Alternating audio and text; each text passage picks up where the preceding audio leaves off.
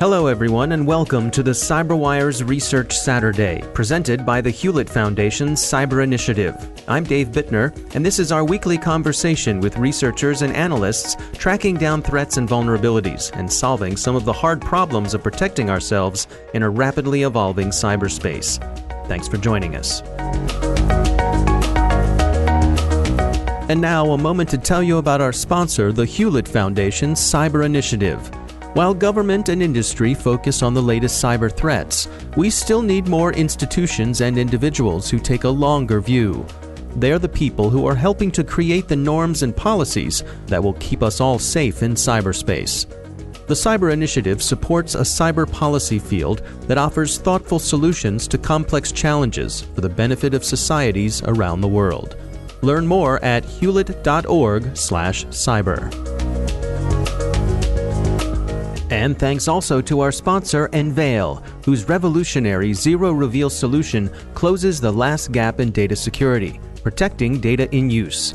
It's the industry's first and only scalable commercial solution, enabling data to remain encrypted throughout the entire processing lifecycle. Imagine being able to analyze, search, and perform calculations on sensitive data, all without ever decrypting anything, all without the risks of theft or inadvertent exposure. What was once only theoretical is now possible with Enveil. Learn more at enveil.com.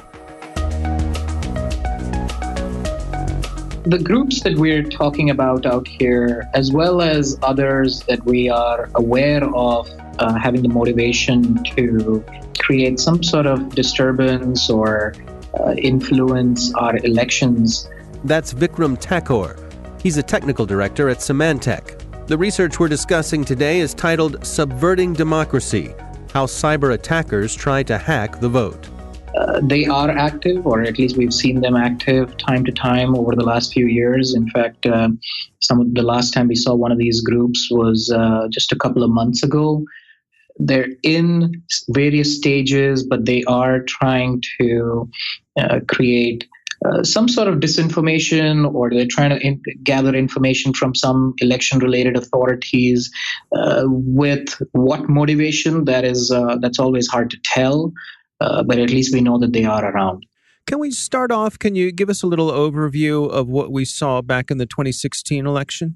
So in the 2016 election, one of the things which became public was John Podesta's email account actually got compromised by a simple phishing technique where somebody sent him an email asking him to change his password. And John did not think much about the email. He went ahead and clicked on the link, which took him to a page which appeared as though it was a legitimate email provider's website, but it actually wasn't. It was a website controlled by an attacker. And when he went through the process of inputting his password over there and trying to create a new password out there, he effectively gave his password and his credentials over to an attacker. And what happened after is fairly well documented in the public domain, which is the attackers were able to get a hold of his email, get a hold of a lot of information. And what that effectively did was the information becoming public, or the information from his email becoming public, created a little bit of a disturbance within the normal election cycle that one would imagine. I mean, not only does it throw into disarray the campaign itself, but there's a whole bunch of people who then get involved in trying to track the attack, trying to figure out whether a certain country might be behind the attack overall.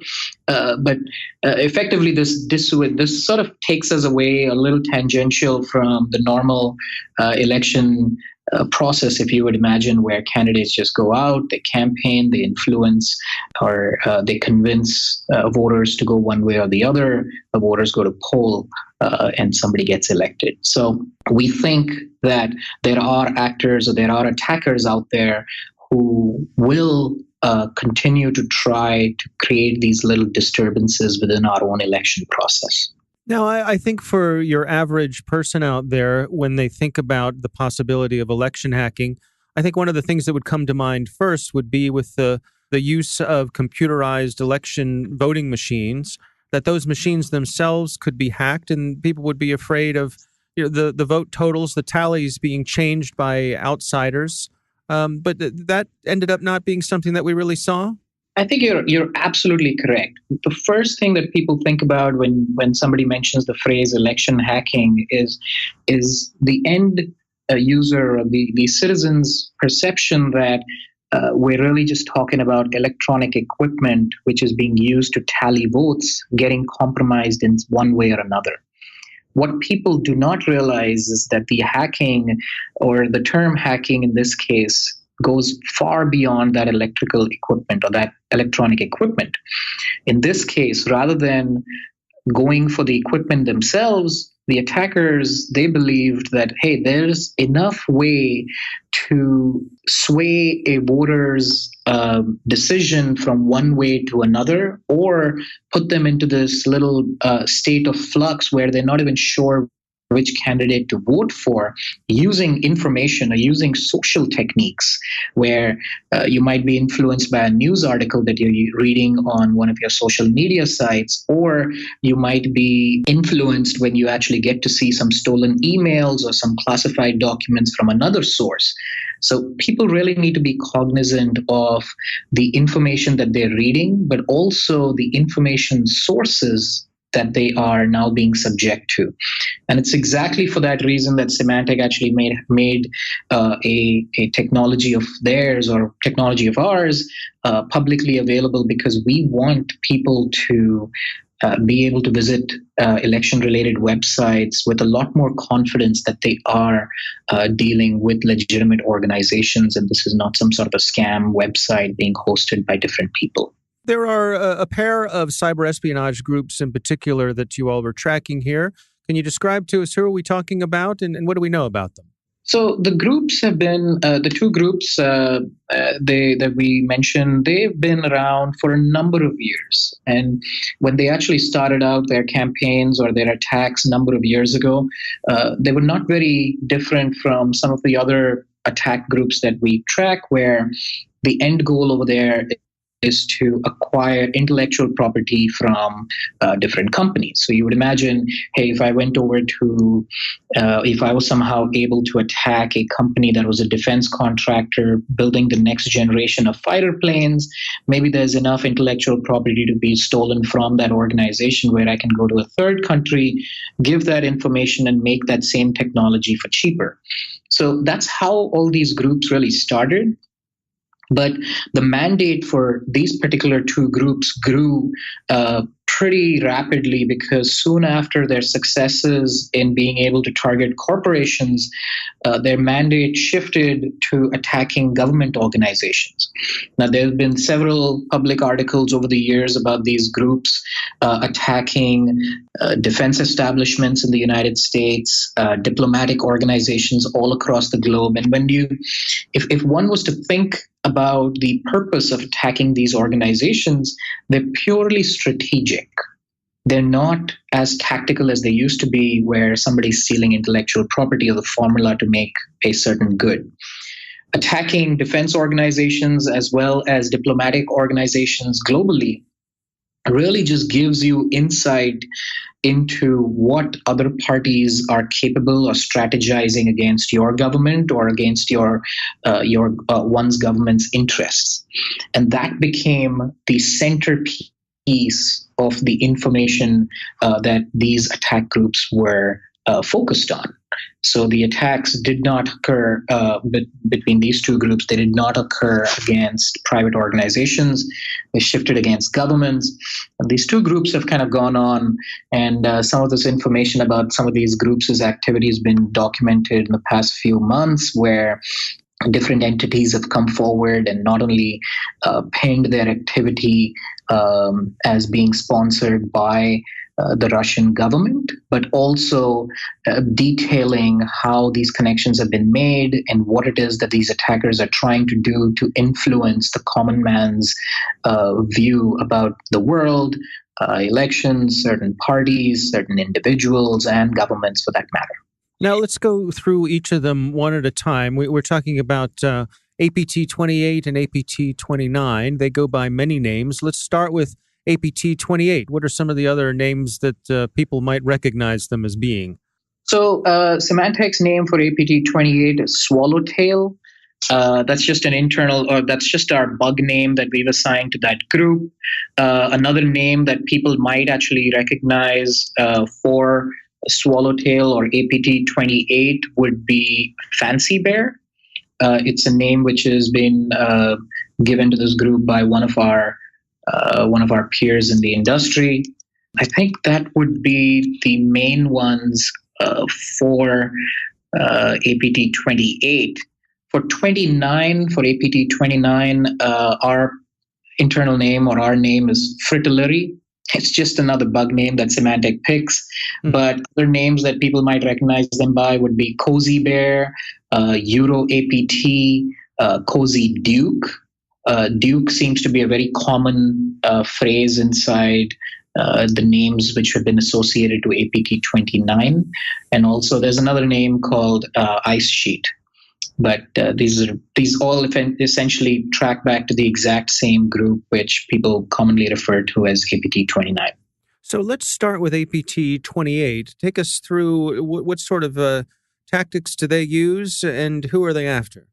So APT28, they use pretty common tactics like sending people phishing emails or hosting watering hole sites. But this is exactly when they wanted data from some very precise locations, be it a particular diplomatic organization that exists somewhere or some news-related website related to a very particular subject. So these guys, APT28 has been around since at least 2007. And initially they targeted military, embassy-related targets, as well as defense contractors in Europe and North America. But since then, they've sort of moved on to more focused attacks against government institutions. And what specific types of tools do they usually use? So their tools are fairly generic in some sense, but they're very custom written for them. Two of them come to mind very immediately. One is what we would call a backdoor, but essentially if it is a file that gets onto your computer and it starts running, it allows somebody sitting in somewhere all across the globe to be able to access all the information on your computer as though they were actually sitting right in front of it. So that's one of the tools. We call that a backdoor because essentially it has given somebody backdoor access into your computer. And the other one is what we call a tunnel. So information flows on the internet from one computer all the way to the other. But if you want to create a virtual tunnel that data is not accessible to anybody else, we're just looking at the tunnel, but except on the two endpoints of the tunnel. APT28 did create such a tunnel as their own tool where a tunnel is created between the victim computer and some infrastructure that the attacker is actually using. And the data which is being stolen just goes through that tunnel, which might spread across multiple countries, but it is a tunnel. And their tool allows them to sort of encrypt the information and pass it from one point to the other without anybody else being able to see it. So these are sort of the two main tools that Sophacy or APT28 or Swallowtail have used over many years. And the development of these tools have gone on for a long time. By that, I mean the group has been updating these tools very regularly to avoid somebody else being able to find it. So let's move on to APT29 and contrast them against 28. What's the difference here? Who are we talking about? So APT29 has been slightly different in their targeting, where for a very long time they have been after private research and international policy think tanks or related organizations, and they use a bunch of tools that people commonly just call the dukes, or that's because at least in the industry or the security industry, there have been many terms used for these. There's Cozy Duke, there's C Duke, there's Dionys Duke, and there's Net Duke. But essentially, all these tools were created in a very specific programming language. and they are meant for different purposes, but ultimately all they do is they give access to the attacker onto a victim's computer. So while their targeting and their tool set is completely different, or should I say slightly different, it's very easy to make out the difference between the attack campaigns of the two different groups out here. Now, we are heading into the 2018 midterm elections. What sort of activity are we seeing from these groups? So what we've seen from the groups is pretty much more of the same in terms of targeting and their usage of the tools. And I want to say that, we've been very good about protecting end users and end organizations against the attacks of these groups when it comes to the malware itself. So on the technical side, I think we're doing very well, and we'll continue to do what we can as an industry to get better at it.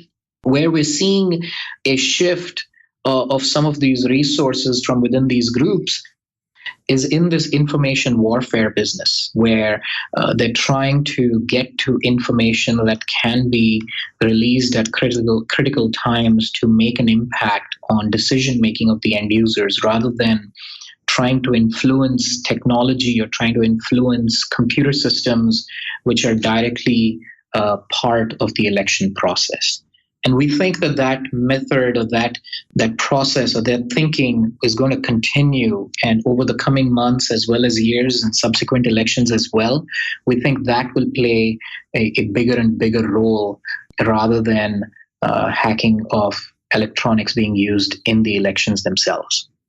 Yeah, it strikes me that it's an interesting shift. And I wonder how much you think it may be from necessity. If we are doing a better job technically locking down these systems, then I suppose the folks who are trying to do this stuff don't have a whole lot of choice. They have to switch to those softer targets, the influence operations and those sorts of things. I think you're absolutely correct. One of the things which also goes into their thinking, which we believe, is when you compromise a piece of electronic equipment and you tamper with let's say the tallies for specific elections, that will get discovered at some point. Even if it didn't get discovered at timeline point 0, it might get discovered 5 days later. And when that happens, there will be methods by which we can revert some of those changes which have been influenced by the attackers, be it backup paper voting systems or backups of the electronic equipment itself, but there might be ways for us to move back from there. The attackers figured that a much longer-term goal would be to influence the mindset of the voter itself, rather than trying to go in and make this one-time change, which is extremely binary in terms of either you get caught or you don't get caught. And the risk would be much higher on that side. A much longer goal would be to work on disinformation and try to influence the voter himself. And I think that's where they've sort of hedged their bets primarily at this point. Now, in terms of IDing these groups as being Russian-based, I mean, this is an area where both Homeland Security and the FBI have been pretty direct at who they think is up to these things, yes?